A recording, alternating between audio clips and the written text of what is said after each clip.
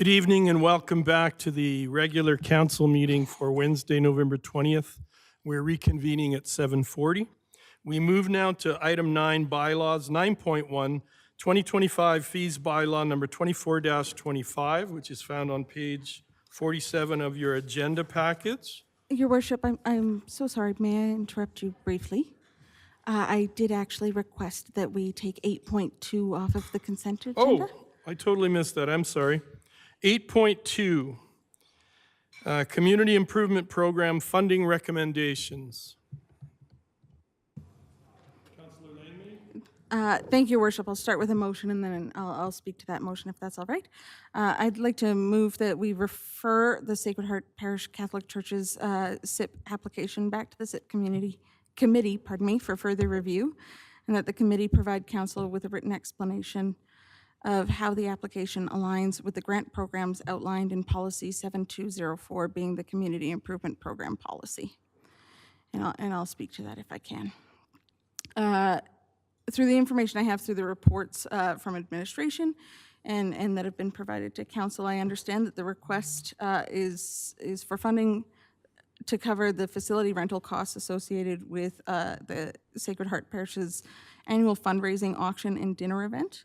As part of my due diligence in reviewing the agenda package tonight, I also reviewed the SIP policy, which has 5 areas where grants can be issued for support. 1 is recreational and cultural events. 2 is minor capital projects. 3 is community programs. 4 is family and social programs. And 5 is economic development initiatives. And I'm just, I was unclear with the information that was provided to council that this request would fit into any of the grant program categories that are outlined in our policy. So I'd like to hear back from the committee on how perhaps there was more information in the application that I wasn't able to see that could help me understand how this fits within our policy and our program. Thank you. So are you asking for a report at a coming meeting? I wasn't going to put a date on it just simply because it is a group of volunteers, and I didn't want to, I can't anticipate when they might be able to meet again, so I left that open-ended, but my motion did include a request for a written explanation of how the application aligns with the grant programs outlined in policy 7204. So I am looking for some sort of written feedback from the committee, helping me to understand. Thank you. Mark? Through the chair, Your Worship, and Councillor Langmaid, perhaps Marcy may be able to answer some of your questions. She obviously has a conduit between council and the CIP committee. Perhaps maybe if you have some questions that you could go that way. Oh, well, that would be fantastic. I'll ask the question then.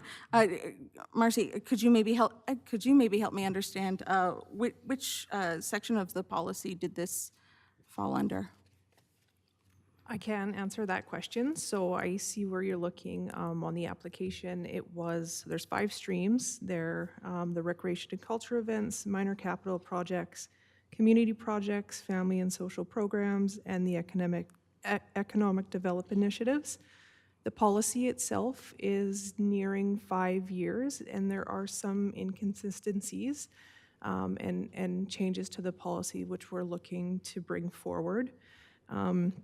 One is, so the CIP policy, the first 2 there is what the CIP policy, the recreation and culture events, as well as the minor capital project. Those are the 2 streams that the CIP committee evaluate, and that is what we are looking to bring forward in the future. Mark may be able to speak to why those the family and social program and economic development initiatives are no longer a part of what the committee evaluates. Marcy, through the chair, my understanding, having just sat briefly on this committee while they were reviewing this application, is that they stressed that they felt it would met the recreation and culture events, the first stream in that. Obviously, that's a pretty broad statement in terms of recreation and culture or arts or events. However, that's where the committee felt this application aligned. Okay, so if other nonprofit organizations within the community wanted to come and request funding from the town through the SIP program to throw their own fundraisers for their own organizations, I assume that that would also be included under recreation and cultural events then at the.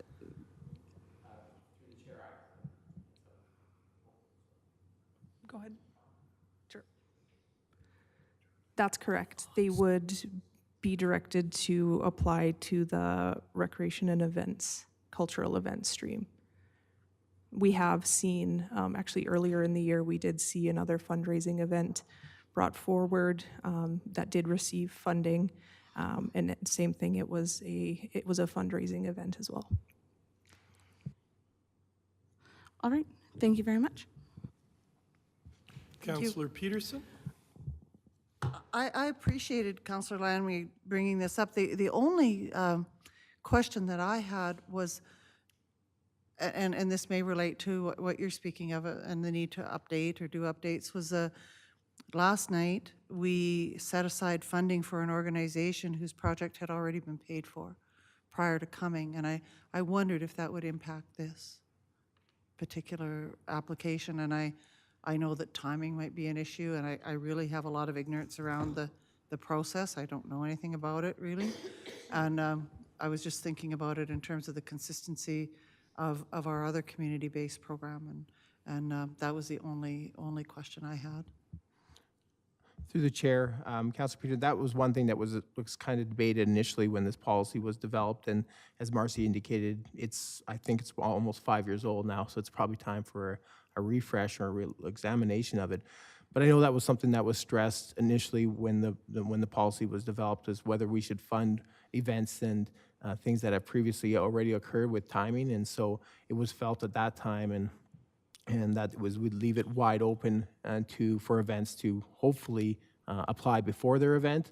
But the nature of timing and obviously with council is that we would also look at funding events that have previously occurred and with submission of receipts and things like that to verify that, if possible. I certainly understand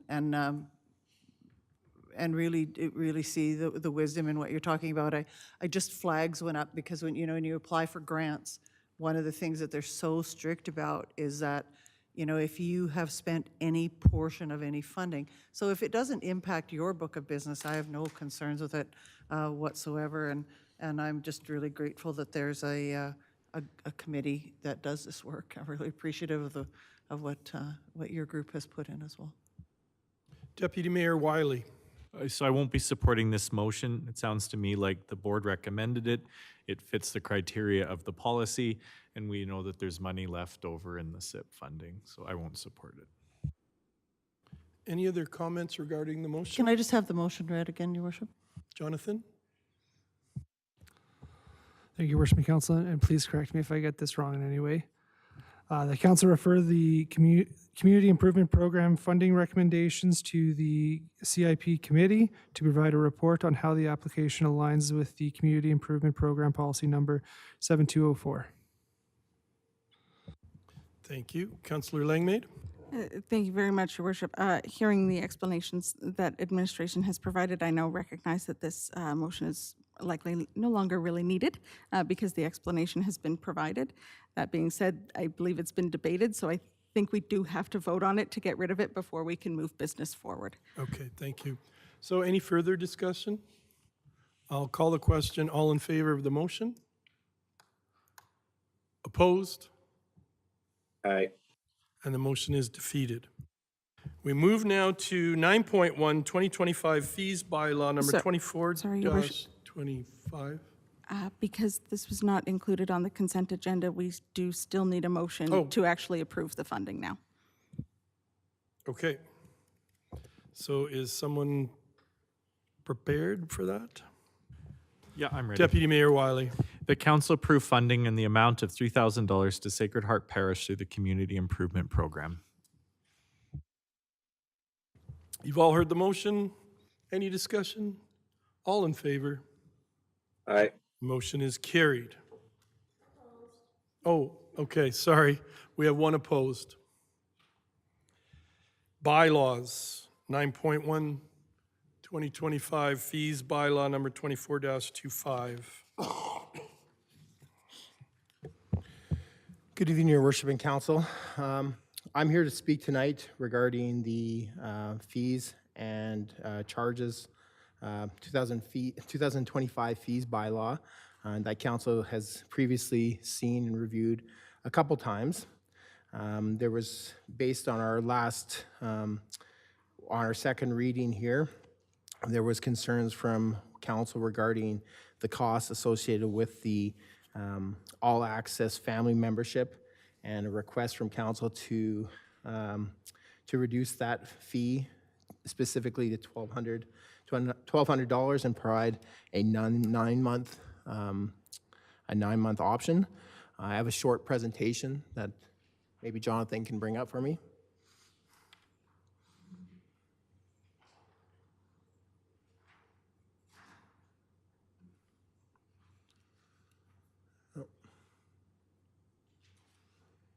Sorry, got a quick click. Thank you very much, Jonathan. So as I indicated today, I'm here to speak about specifically the motions from Council from last week, requesting some clarity and some pricing associated with the Family All Access Pass. A little bit of the history here for Council. The All Access membership was introduced in April 2019. 3 pricing structures were introduced, and I apologize for the small font. You can see some of the options there. And just we're looking at the family pricing. So option 1 was $940. Option 2 was $1,050. Option 3 was $900. At that time, Council approved option 3 funding for $900 for, option 3 for all the various pricing associated with the All Access Pass. From 2021 to 2022, recreation fees, including admissions, memberships, and facility rentals, were frozen until 2023. And as Marcy indicated last week, as a part of the 2024 budget preparation, the Recreation and Finance team developed a fee structure to better align recreation fees. The strategy looked at giving users an incentive to purchase access for a longer length. The greater discount was received when a patron purchases an annual membership as opposed to a daily membership. This strategy and corresponding fees associated with general admission and memberships were incorporated into the fees and charges bylaw and approved along with the 2024 budget. Here are some of those, the pricing strategy that Marcy spoke about last week. Initially, that was adopted as a part of the 2024 budget, and that Council has recognized and has concerns with the All Access family price. As you can see there, this is what we're recommending, and as previously indicated, no changes to All Access memberships or no changes to membership rates or general admission rates for the 2024 budget, recognizing that there was an increase in 2024 to accommodate for the years that we were kind of frozen. Here you can see some of the changes that came about as a part of from the 2023, and as for recommendations from Council for the 2024 budget, we added categories that included a 1-month, 3-month, and a 6-month option, and that was based on, and those pricings were determined based on our overall fee strategy that I previously mentioned. As a part of our fee strategy, we always look at comparable communities. Unfortunately, it's very difficult to compare apples to apples when you have facilities. Although the price of a sheet of ice is pretty consistent, facilities can vary with the amenities that they have. They may include a fitness center, they may not include a fitness center, they may include it all under one roof. Obviously in Strathmore here, we have 3 different facilities, and they're all separated, obviously, by distance. So you can see some of the pricings that are there. Obviously, the city of Airdrie has one of the highest ones in the region. Obviously, we haven't included the city of Calgary. Medicine Hat is about $1,500, and then you go down the list there. Obviously, High River is extremely low compared to any of the other communities.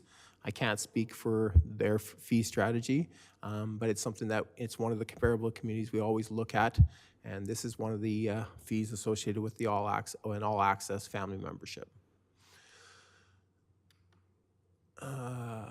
So, as directed by council, if council wishes, the all access family membership annual access could be reduced to $1,200 as motioned. And if so, administration just wants to identify this to council that with our existing fee strategies, it'll be actually cheaper than just a plain aquatic center membership or a sports center membership. You can see the rates there at $1,250 and $1,252. Even I can barely squint that one out. So that's just as a comparison for why our overall strategy exists and why the initial rate was set. Ultimately, this bylaw is council's prerogative to weigh in on this and set fees as they wish. If council wishes to reduce the fees of a specific line or specific area, it's administration's recommendation that a global reduction on all recreation fees, specifically for memberships, be done.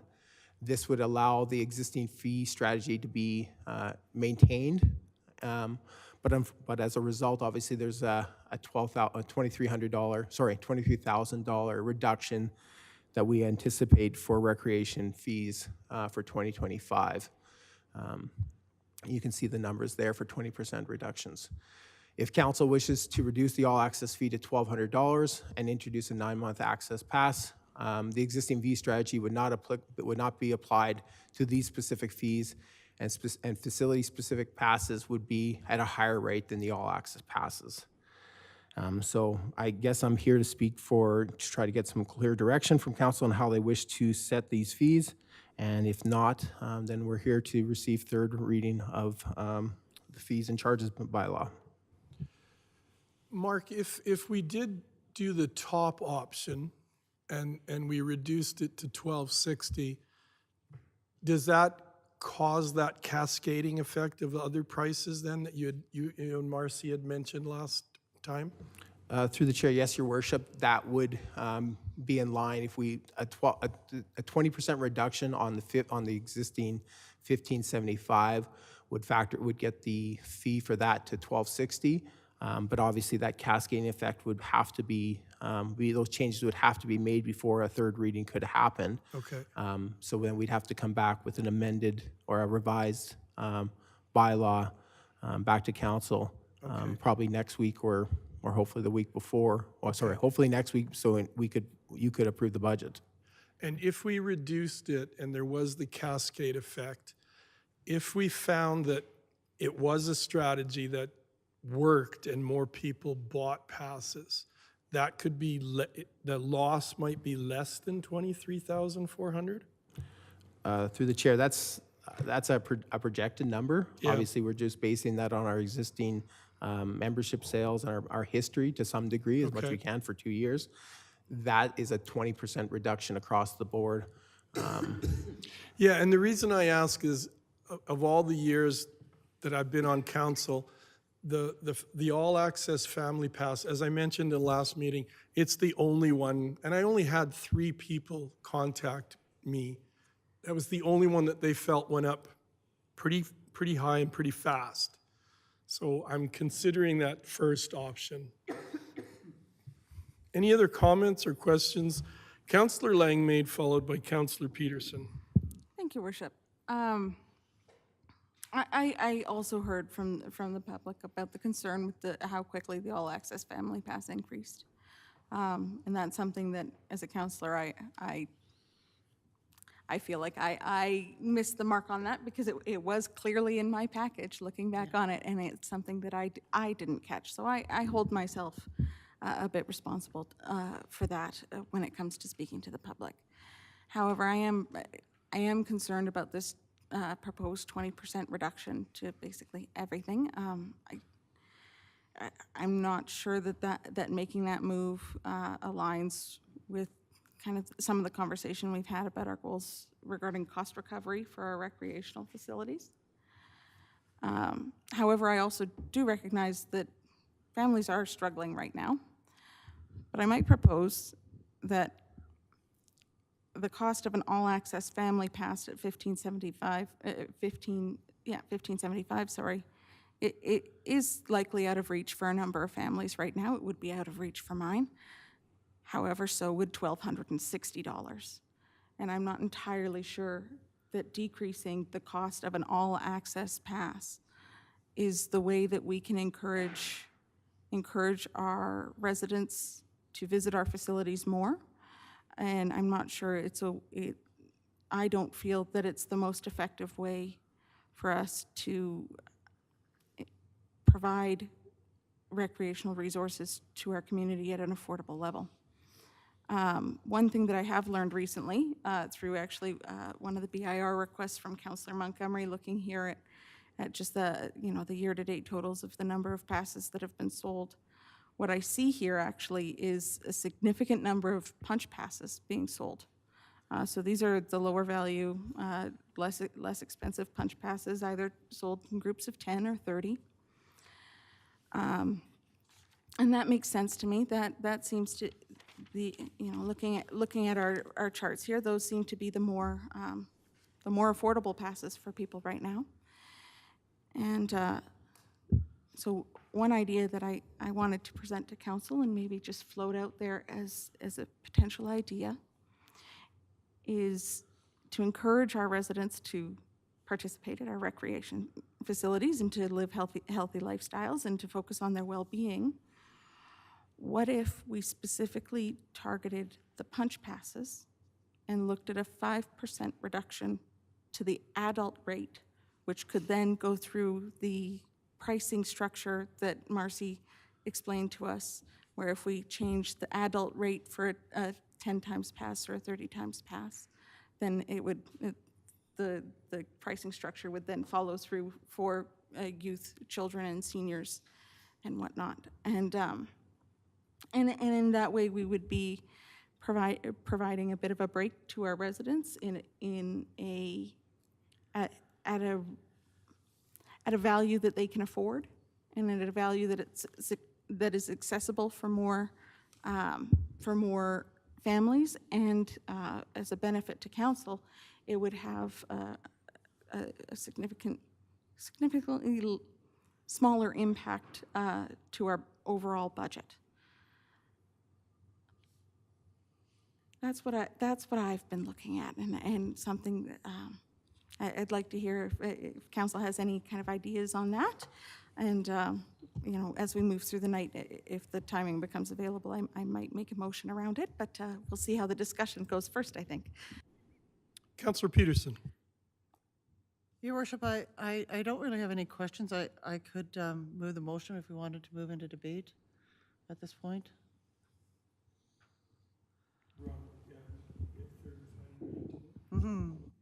I'm prepared to move third Councillor reading. Jonathan, if we have a motion for third reading, is there still debate? I believe we've done that before. Thank you, Worship Council. So once there's a motion for third reading, you can debate third reading. However, just want to clarify with council, you can't make any further amendments to the bylaw. So any amendments to the bylaw would have to happen before third reading. All right. Okay, that's good information. So, Your Worship, in terms of this, I've not forgotten that when it was presented to council in the last few weeks, the title was, moving to break even, closer to that. And I really agree with Councillor Wiley's sentiments around that there is some choice in this where there isn't choice in other costs, and so people do have an element of choice in this, and I voted in favor last year of Councillor Wiley's motion to move closer to that break-even point, even though we're still considerable ways away. I've had a lot of time to think about what recreation has brought before us, and I do, I heard the mayor's comments last week, and I really agree with him that the 11 people that spoke to me, the ones that spoke to Councillor Langmaid and to the mayor, in my case too, these people were more concerned with the abruptness of it and the fact that as their councillor, I had missed it, and that they were concerned that it had come upon them very quickly without warning, and they hadn't had time to prepare a budget for it. And so hence my comments around, some future date when you have more time and more ability, that it would be reasonable, to do a monthly payment process, and recognizing that $1,575 would have to go up because you would have an administration fee. And I recognize that and I accept it. And if that were ever to come about, I would be in favor of it. At this point, I think your explanations as to why you came to this pricing strategy and how you got there is extremely reasonable. I believe that it is accommodating as many people as it possibly can, and I'm sure that if you had to work in one-offs with people that wanted to pay on time, that you would find some measure of accommodation for that as well. And I was really encouraged to hear that you're almost at par with previous years in terms of the existing all-access pass. People in the community clearly see the value in what this community is offering. So at this point, I'm in favor of the fees bylaw, the way it's structured. I'm very, very grateful. I've learned a lot about how you came to the decisions and the reasons and the mindfulness that's gone into it through your department. And I am, I understand a lot more today than I did before, and can communicate that to our constituents in a way that they may not agree with, but it is a way that makes sense in terms of affordability and in terms of moving closer to the break even, because we're not even anywhere close, but moving in the right direction at least. And so I am prepared to support third reading on the 2025 fees bylaw as they sit today. And thank you, Your Worship. Thank you. I have Deputy Mayor Wiley and then Councillor Montgomery. Is your hand up? It's yeah. I'll be brief too. I will be ready to put forward the motion or support it for the third reading without amendments. I'm quite pleased with what administration's done. And from what I've heard from residents, it was the abruptness that it went up and the amount it went up. The fact that administration is recognizing that and has frozen it for this year, I am satisfied with the numbers I'm seeing, and I agree with Councillor Langmaid. The 30 pass is just a very flexible tool that residents have then in order to reduce their own spending. So thanks. Councillor Montgomery. Thank you. So I will move that we amend the fees bylaw to make the all-access family annual rate $1,200 before GST, and that we add a 9-month pass that is simply prorated, and all the other months are just simply prorated, and that we price the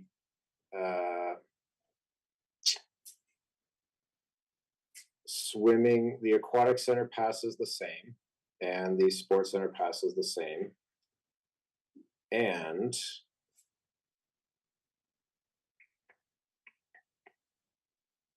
yeah, and so I'll speak to the motion. So I've also heard from residents who have indicated that the cost of the all access pass is too high, and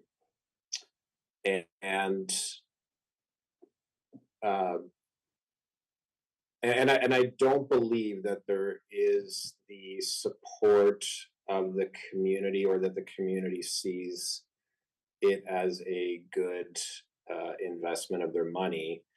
And my justification for thinking that is that we raised prices 50%, and we are hoping to get the same revenue we did when they were priced at 1,000. If the value was there, if our residents actually felt that it was a good deal, then we would have seen the revenue go up anywhere from 0 to 50%, because that would have at least maintained the number of customers we had that were willing to pay that original price. We, council, overshot the mark. We priced that too high. When you look at what other communities offer for their passes, the value is not the same.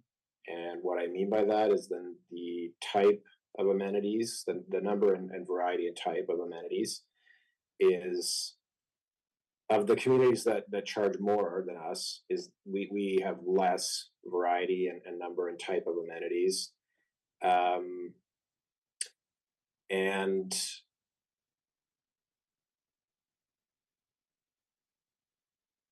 yeah, it's you know, it's kind of simple supply and demand.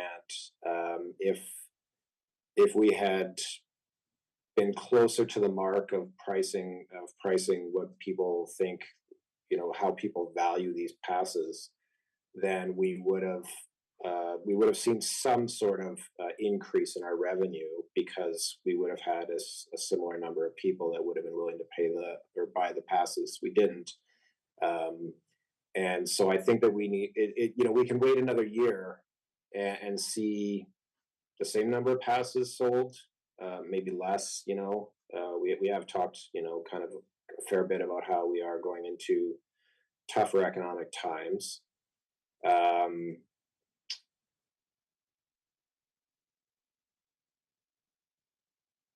And I mean, the mistake that we made has been borne out by the facts that we've seen since then. We don't need to wait another year to kind of, you know, have it confirmed that people are not interested in buying them at $1,500 each. And yeah, people are buying those other kind of punch passes because they are a better deal, in that they're more flexible. They cost more on obviously on a per use basis. They cost more, but given the flexibility of those passes, people and probably the fact that, you know, they cost a bit less up front, they obviously want to buy those. But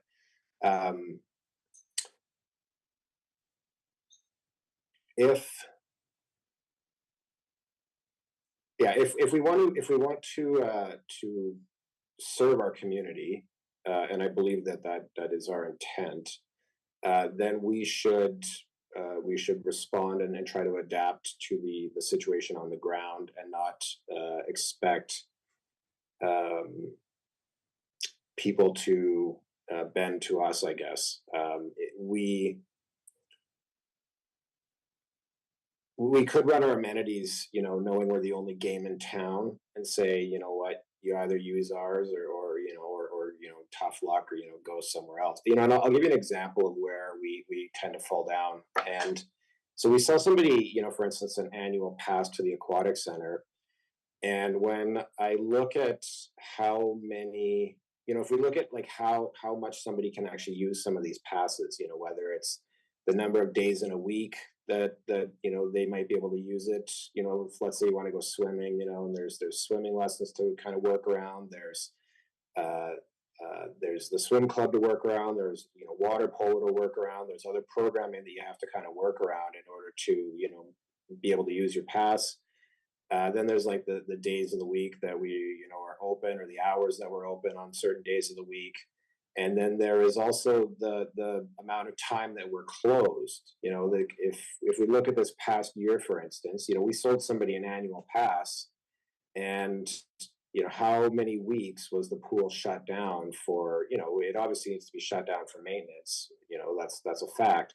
But are we putting people's passes? And this is, I guess, something that could be answered. Are we putting these passes on hold so that, you know, the time that they're paying for them isn't being used up while they can't even use the pass?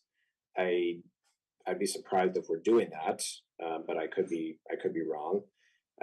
And so to me, it's about providing value. And another thing that we could do is, and so I'll point out as well that there is no direct correlation between what we charge or what we set as fees, let's say, and the revenue that we get. And that is borne out by the fact that we're charging $1,000 for these annual passes. A year ago, or a couple years ago, we raised it 50%, and we did not see a 50% increase. I'm pretty sure that when we did the budget that year, we budgeted some sort of increase. Okay, and so we actually, did we budget a 50% increase? I don't know. I can't remember, to be honest. But if we didn't budget a 0% increase, then we obviously were, setting an unrealistic expectation for ourselves. And so that's why we need to, I guess,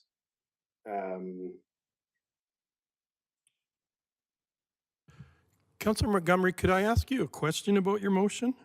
sure.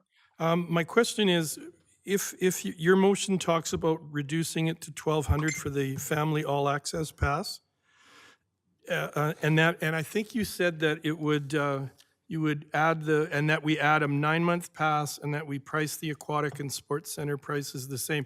Are you meaning that we would change the price to 1,200, add a 9-month pass, and not have that cascading effect?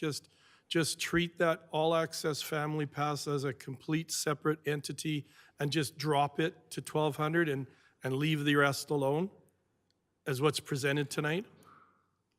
I mean, like, you could leave the rest alone. You could honestly probably get rid of, like the aquatic center passes and the sports center passes and just do all access passes.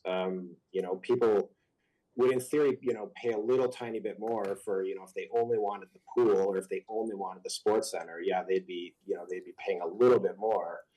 But I think people move towards just, when I looked at the numbers, I think people move towards just getting aquatic center passes or just sports center passes because of the fact that it was, a lot more to get an all access pass. If you price the all access passes, I mean, you could even leave the all access, you could leave the aquatic center passes and you could leave the sports center passes the same, which would be a little bit less than the all access. And you would probably see most people move towards the all access because it's just better value. And I was going to mention as well, we talk about, it's like, okay, if we lower the fees, we're going to see $23,000 less in revenue. And as I mentioned before, there's not really a direct correlation between what we charge and what we set as fees and what we actually get. So my hope, or what I would like to see, and I'm not directing administration, of course, would be that we set the passes at a reasonable rate, like say $1,200, and then we promote the crap out of them. I can't remember, I'm not going to say it hasn't happened, but I can't remember myself ever seeing the town advertising passes. Hey, come down and get an all access pass. It's this much. Hey, we're having a sale on passes. Like when I look at Okotoks, for instance, if you renew your annual pass in the 11th month, you actually get, I think, something like a free month or something like that.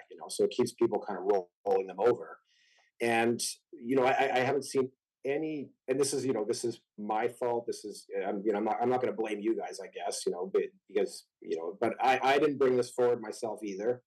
But we could promote these things, and I fully believe we would actually see an increase in revenue from what we got last year or this year if we lowered the price and then promoted these things in a variety of ways. And that's I guess what I'll leave it at.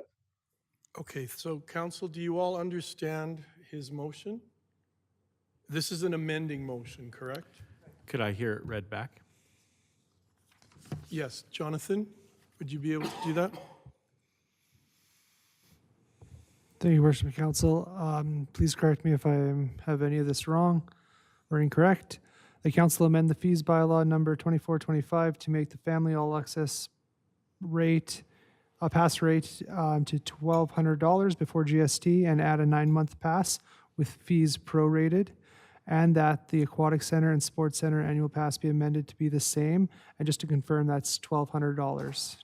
It's the same as the all access pass. Is that correct? Yeah, perfect.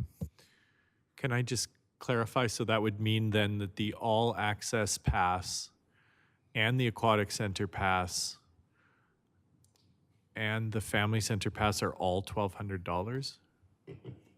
So it's essentially just getting rid of the other two passes.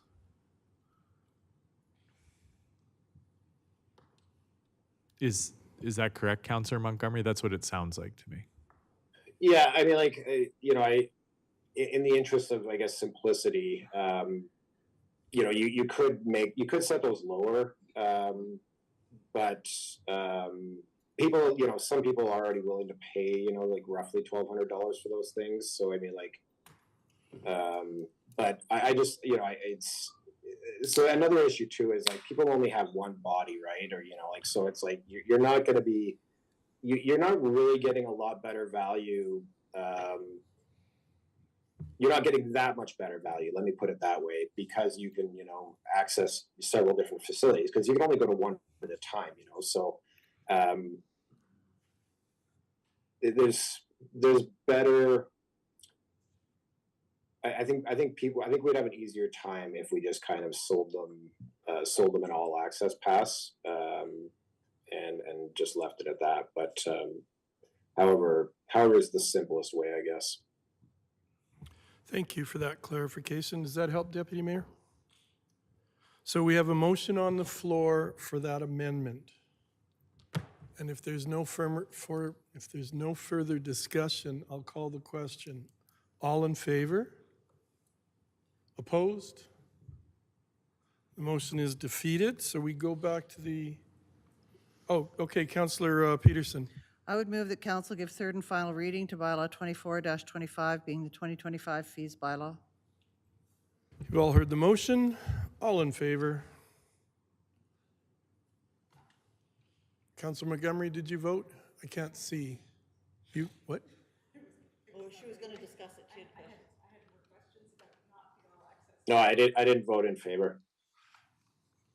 Jonathan, if we've had a motion to pass it at third reading, can you still ask questions once we voted? No. I did not see you put your... Okay, I didn't see you light up. Oh, I didn't think I rushed it.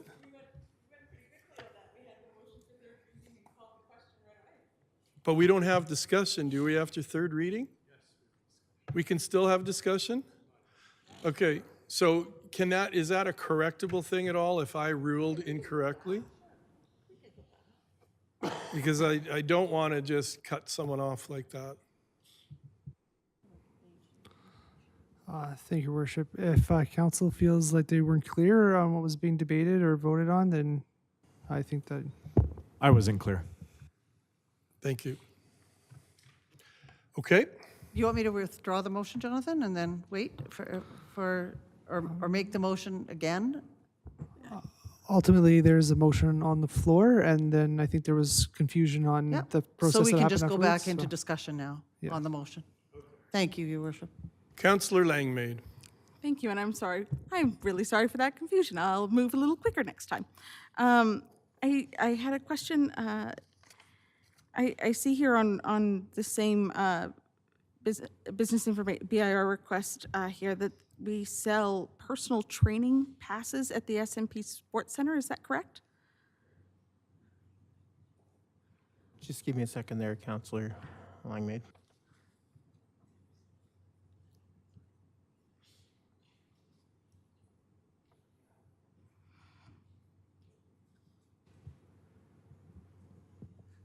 That would be similar to a program that we offer, so that's not, it is a program that we offer, and we do sell similar to any other programs. We would run youth programs with a series of sessions. It would be similar to that. Okay, so it's not necessarily a fee that needs to be included in this bylaw then? That's correct. Perfect. That was my only question on that. And then my only remaining question is on Civic Center rental rates. I noticed that in the proposed bylaw, as I'm going through it more and more with the additional time we had, I did notice that a whole weekend rental at the Civic Center is proposed to increase by 15% this year. I have received feedback from a few groups in the community that rental rates at the Civic Center are currently unattainable for some groups, and they've moved away from using that facility and booking that facility for their events, or they've had to significantly curtail their events or cut them back in order to fit the budget and to be able to afford the fee that the town is charging. And I was wondering, I was just looking for a little bit more information on why that 15% increase is proposed and just general concern about whether that's going to be something that allows our different community groups to continue to utilize that facility.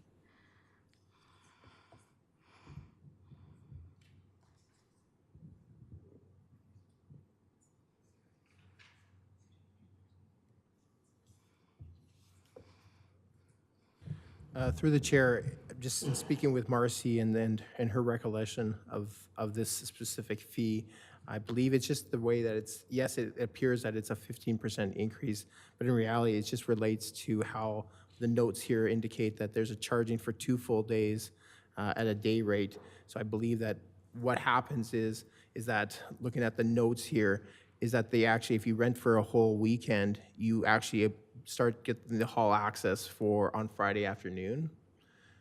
So for example, for a wedding, that gives you ample time to set up on Friday afternoon, have your ceremony or your banquet, dinner, I guess is the right word, Saturday, thank you, and then having time to clean up on it on Sunday, as opposed to an hourly rate or a charge rate. So yes, it appears that way, it's a 15%, but in reality, you're getting half a day on Friday and a good portion of Sunday also to rent on that as well. Thank you. I did see that, and that was actually going to be my second question, so I'm glad you brought it up. I'm thinking in terms of, so weddings, yes, that is a schedule that would work really well for a wedding, but it's not a schedule that works very well for things like a weekend Christmas market that might want to take place over 2 days, a Saturday and a Sunday, where they would be expected to be out of the facility by 2 p.m. So if an organization did want to rent for the entire day on Sunday and add that to their rental, then what is the increase that they would be looking for to be able to have that extra time on Sunday to have a full day event? Through the chair, we also offer a whole day hall rental for a maximum of 8 hours, a couple lines up, so that if the event, as you're describing, would come in on Saturday, they would rent the hall Saturday and Sunday, and their rate would be $970, or I think that's last year's. I can't see the value isn't calculating here properly. So, in my document in front of me, I see it as $1,047 with the GST included. So if they wanted the hall for the whole weekend, from 2 p.m. Friday till say 6 p.m. on Sunday, to accommodate a Sunday event, a full day Sunday event, would they need to pay for the weekend amount plus a day? sorry, maybe I misunderstood you. If an event runs from startup Saturday with setup, then they would charge for a Saturday rental and a Sunday rental, and the event starts on Saturday and is completed on a Sunday. If you're looking for an event that has a setup on Friday, and I'm sure that we have some hourly rates that would apply for the last 2 hours, my suspicion is that the staff would work with that individual to see if accommodate them as best they can. It'd be very difficult for the staff to rent a hall for 2 hours on Sunday for a rental like that. So I'm sure they would work to figure out the most economical way to support that booking. Right, okay, so what I'm hearing then is the 15.5% increase that we're seeing for the whole hall weekend. It was a grand total before GST in 2024. It was $1,726 and change. And in 2025, before GST, it's going up to $1,994 and change. So it does look like we offered that last year. Is that correct? Since we do have a previous year's number for it. Yes, through the chair, that number is the same, and I believe what they've just done is that they've looked at the previous rentals and amended it to add that specific note of a 2 p.m. of Friday access to the hall, and then allow for a cleanup on Sunday. So again, they're trying to be as accommodating to groups as possible, depending on the nature of the event. If you're setting up just on Saturday, probably the best way, and again, I apologize, the calculations aren't calculating properly on the sheet here, then probably a whole hall day rental is probably the best way to go for Saturday and Sunday. And if you're looking for an event that requires a setup on Friday and less on Sunday, then maybe the whole hall weekend rental rate is the better rate. Okay. Quickly doing the math in my head, whole hall for a day is exactly half the price of whole hall for the weekend. So renting it for 2 whole days is exactly the same as renting it for the entire weekend. I'm still stuck on this 15% increase then for a whole. I'm concerned that we're pricing ourselves out of events at the Civic Center. I know I've talked to a few groups who have said that they're not returning to the Civic Center because of the cost. And I'm seeing a 15.5% increase here, and I'm trying to, maybe I'm missing, as you and I have discussed before, Mark, usually my math is wrong here. Because usually when I find these things, you're typically right. So I'm wondering just what it is that I'm missing here, and I'm just worried about this 15.5. I'm trying to avoid the same mistake I made last year and not noticing the increase in the recreation fee. And I'm just dialed in on this one, and I'm worried that May I check? we're going to price ourselves Is it out. possible that it's because the whole day is just for 8 hours? And so it would be, for example, if you were to rent it on Friday for 8 hours from 2 p.m., you'd have to be out by 10 p.m. So it is actually more economical to rent it for the whole weekend? That's correct, through the chair.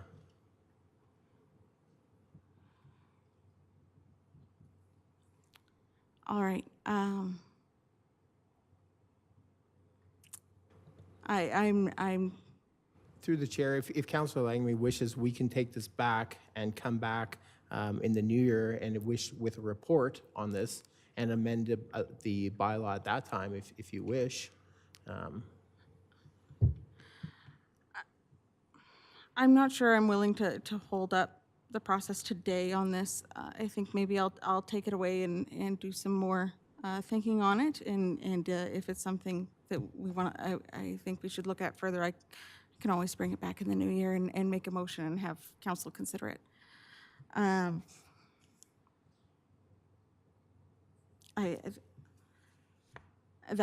was all of my items. Thank you. Thank you. Any further discussion on the motion on the floor for third reading? Seeing and hearing none. All in favor? And opposed? Aye. Okay, so we have that motion has carried. And we move now to item 10, councillor information and inquiries. 10.1, questions between councillors and council statements. Councillor Peterson, had you made a request for this? Yeah, so Your Worship, very, I'll try to be brief. A few months ago, we received a report done in conjunction with Community Futures Wild Rose regarding the Rural Renewal Program. And initially, I was wanting to ask to have the motion to accept. Had we made that? Because I couldn't remember. If we'd made a motion to accept the report as information, I wanted to bring it back for reconsideration. But I am cognizant of the fact that now both federally and provincially legislation has changed that would shift that make the report or the idea of the report far less relevant, if indeed it's relevant at all anymore. But the reason I'm bringing it forward is that when I read the report and reread the report, several times, I noticed what appeared to be discrepancies in the report, but I was uncertain. So I asked administration if it would be possible to provide a reference list or a bibliography for the report. And administration kindly looked into it and reported back to me that the authors of the report had declined to bring forth a bibliography or a reference list.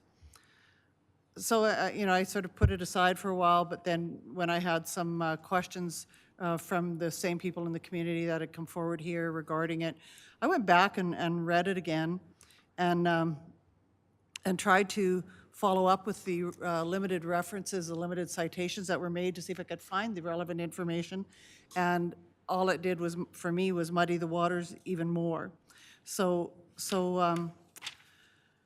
I guess what I want to say is that in the future, and that when we bring our co-authors on reports, or when we put funding forward for data-based reports, it's pretty important to have traceability, because a bibliography allows people to trace the origins of the data and use the information to check the credibility of the information.